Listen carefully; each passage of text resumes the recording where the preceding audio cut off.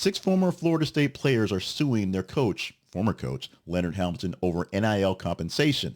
We're going to talk a whole lot more about NIL going forward to figure out if the future of NCAA actually exists because of the money involved.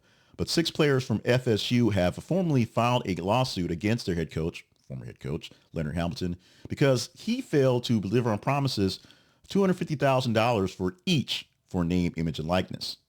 Darin Green Jr., DeAndre Green, Cameron Fletcher, Josh Nickelberry, and Primo Spears, and Jalen Warley, the 6 players, are in this claim, assuring them that Hamilton assured them they'd get $25,000 from his business partners based on NIL.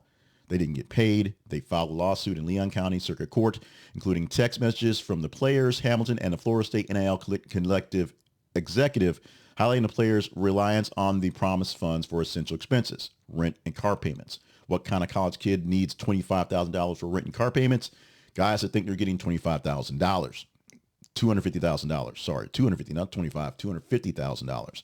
When you think you're getting that money, and of course you think other schools would pay you that kind of money, and you don't get it, things get ugly. And things are really ugly for Hamilton right now, who reportedly reiterated their promises over and over again to persuade them to play, and they did not get paid.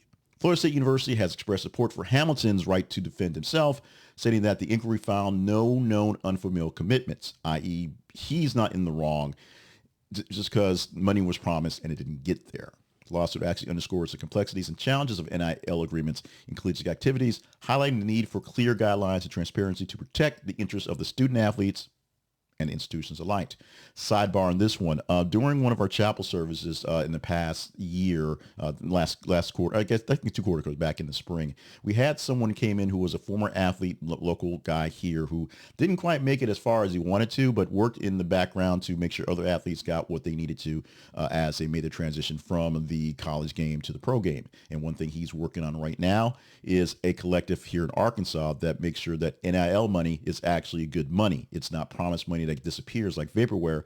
When money goes into the pot, money goes to the institutions to be able to use for NIL for folks, and it goes to the players in the right manners, and they don't get overpaid, so it doesn't turn into a big nuclear weapons proliferation of who has more money, to make it more fair for people who don't have the rights or the skills to, like an Arch Manning, to get $1 million on his own because he's Arch Manning going forward.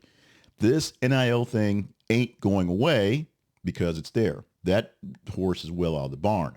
But will it fix things, or can they fix it, if you will?